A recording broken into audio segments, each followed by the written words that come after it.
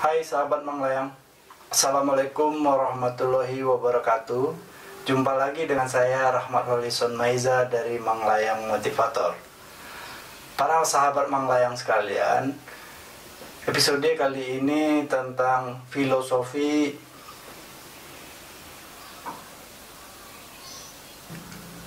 yang pertama kita akan membahas tentang pion. Pion merupakan bagian yang terlemah dari bidak catur. Sehingga kadang-kadang kita memandang rendah keberadaan pion ini. Tetapi ketahuilah sesungguhnya, di saat dia sampai di batas akhir, dia akan bisa merubah dirinya menjadi apa saja. Pelajaran yang bisa kita ambil di sini adalah bahwa kita tidak boleh memandang rendah siapapun itu, apapun itu. Yakinlah bahwa seperti apapun dia akan mempunyai suatu kelebihan yang mungkin kita tidak pernah tahu, atau bahkan dirinya sendiri pun juga tidak pernah tahu. Tetapi sesungguhnya potensi itu ada. Oleh karena itu, mari kita berkaca, mari kita bercermin, melihat potensi diri kita. Apa sih kekuatan kita yang harus kita asah sehingga kita bisa memaksimalkannya menjadi suatu kekuatan yang mampu menunjang apa yang ingin kita capai.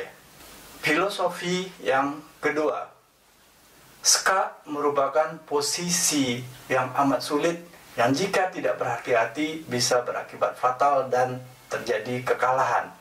Nilai yang bisa kita ambil di sini adalah di saat kita menghadapi masalah besar, kita harus lebih berhati-hati lagi. Harus mempunyai suatu perencanaan yang matang, strategi yang jitu, sehingga kita bisa mengatasi permasalahan tersebut. Untuk itu, tentunya butuh keberanian dalam mengambil keputusan. Sekali lagi saya ingatkan, perlu kehati-hatian, perencanaan yang matang, strategi yang jitu, kemudian kemampuan dan keberanian dalam mengambil keputusan sehingga kita bisa keluar dari permasalahan sulit tersebut. Ini tidak mudah, tetapi juga bukan menjadi hal yang mustahil. Filosofi yang ketiga, dalam permainan catur terkadang kita harus mengorbankan salah satu bidak untuk dapat memenangkan permainan catur ini. Nilai yang bisa kita ambil di sini adalah untuk sukses kita perlu berkorban, kita perlu bersabar, perlu melakukan investasi. Seperti memancing ikan, untuk mendapatkan ikan yang besar, tentunya kita memberikan umpan yang besar. Jangan berharap mendapatkan ikan yang besar dengan memberikan umpan yang kecil.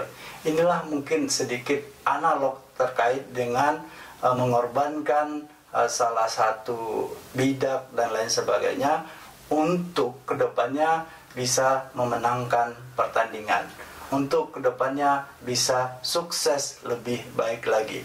Itu filosofi yang ketiga. Filosofi yang keempat, dalam bermain catur kita harus mampu memprediksi ke depan. Langkah ini akan berdampak seperti ini.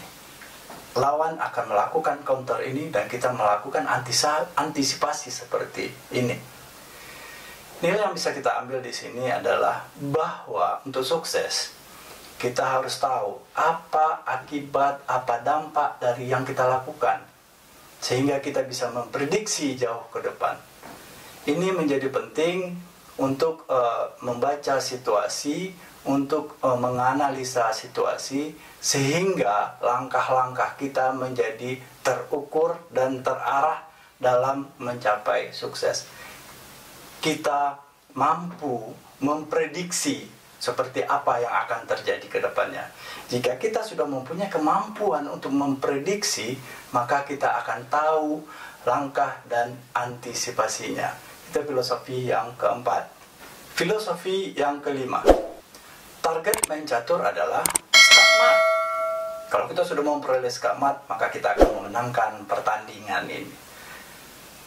Begitu juga dengan kehidupan. Dalam bekerja, dalam berusaha, kita harus mempunyai target. Kalau kita tidak punya target, kita tidak tahu arah mana yang akan kita tuju. Oleh karena itu, tentukan target yang terukur dan bisa dicapai. Spesifik, jelas. Kita bisa mengukurnya.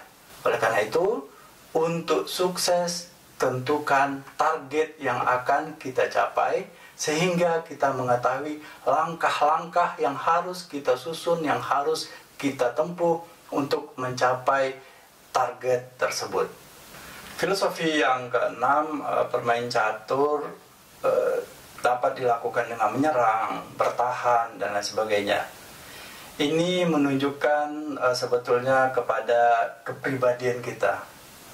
Ada orang yang agresif, bergerak cepat, dan cepat sampai di tujuan, atau cepat juga gagalnya. Ada orang yang modelnya sangat berhati-hati, melangkah satu demi satu, tetapi sampai di tujuan walaupun agak terlambat dibandingkan oleh orang lain. Sekarang semua itu tergantung kepada kebutuhan kita. Karena ada kalanya situasi yang mengharuskan kita untuk bergerak cepat, dan ada kalanya situasi yang tidak mengharuskan kita bergerak cepat ataupun terburu-buru, sehingga bisa lebih bersabar dan berhati-hati dalam mencapai tujuan. Ini dikembalikan kepada problem atau permasalahan yang ada di lapangan nantinya.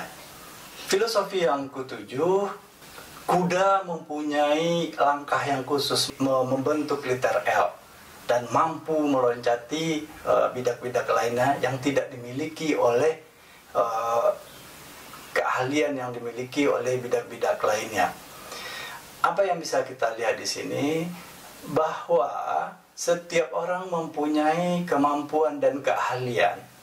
Tergantung kepada kita bagaimana mengenali potensi kita tadi, keahlian kita tadi, bagaimana kita mengasah dan meningkatkan keahlian kita ini, dan bagaimana memanfaatkannya sehingga bisa berguna dalam aktivitas kita, dalam pekerjaan kita, untuk meraih sukses yang menjadi target kita tadi. Filosofi yang ke-8 ini mirip-mirip dengan yang ke-7. Setiap bidak mempunyai keahlian yang berbeda-beda, mempunyai spesifikasi yang berbeda-beda. Pion, benteng, kuda, menteri, raja, dan lain sebagainya. Begitu juga dengan kehidupan kita dalam bekerja. Kerja sama tim yang sudah kita bahas baik dalam filosofi semut ataupun dalam filosofi angsa, kerja sama tim ini menjadi penting. Dan lebih penting lagi adalah bagaimana caranya kita mengetahui potensi keahlian masing-masing dari anggota tim. Kemudian bagaimana caranya kita memanfaatkan, mengoptimalkan keahlian tersebut sehingga memberikan kontribusi yang sebesar-besarnya kepada keberhasilan.